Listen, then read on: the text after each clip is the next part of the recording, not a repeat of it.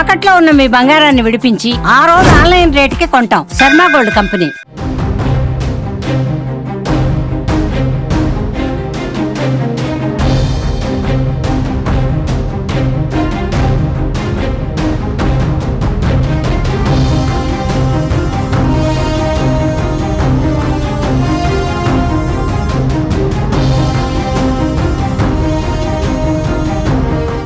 భారత్ పాక్ యుద్ధం మొదలైంది. భారత్ దెబ్బకు పాక్ బెంబేలెత్తిపోయింది. ఒకే దెబ్బకు భారత్ దళాలు 100 మంది ఉగ్రవాదుల్ని మట్టుబెట్టాయి. ఈ సంఖ్య పెరిగే అవకాశం కూడా ఉంది.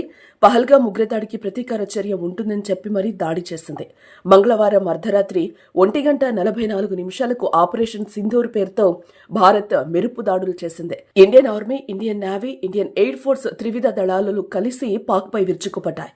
ఐరాస నిషేధించిన 9 ఉగ్ర స్థావరాలపైన భారత్ ఈ దాడులు చేసింది. ముజఫరాబాద్ లో 2 దాడులు చేసింది. బహవల్పూర్ లో 3వ దాడి చేసింది. కోట్లీలో 4వ దాడి, చెక్అమ్రూలో 5వ దాడి, గుల్పూర్లో 6వ దాడి, బింబర్లో 7వ దాడి, మురిట్కేలో 8వ దాడి, సియాల్కోట్లో 9వ దాడి చేసినట్లు భారత్ ప్రకటించింది.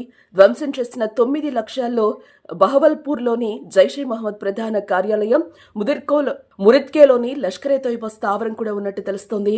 పిఓకేలో ఉన్న ఈ ఉగ్ర స్థావరాలను భారత్ ముందుగా గుర్తించి గురి చూసి కొట్టింది. భారత్ దెబ్బకు మొత్తం 100 మంది ఉగ్రవాదులు హతమైనట్టుగా తెలుస్తోంది. ఈ దాడుల్లో త్రివిధ దళాలకు చెందిన ఖచ్చితత్వంతో కూడిన దాడి ఆయుధ వ్యవస్థలను ఉపయోగించినట్లుగా విశ్వసనీయ వర్గాలు తెలిపాయి. లక్ష్యాన్ని ఛేదించి విధ్వంసం సృష్టించే కామికేజ్ డ్రోన్లు కూడా ఈ దాడిలో వినియోగించినట్లుగా సమాచారం.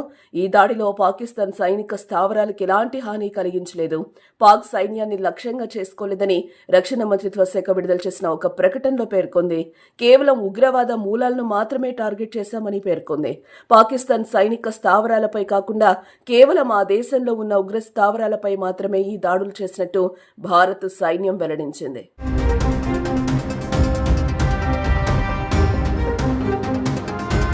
ప్రధాని నరేంద్ర మోదీ ఈ ఆపరేషన్ స్వయంగా పర్యవేక్షించారు. ఆపరేషన్ ముగిసిన వెంటనే జాతీయ భద్రతా సలహాదారు అజిత్ దోవల్, అమెరికా జాతీయ భద్రతా సలహాదారు మరియు విదేశాంగ కార్యదర్శి మార్కో రుబియోలతో ఫోన్లో మాట్లాడి తీసుకున్న చర్యల గురించి వివరించినట్లు సమాచారం.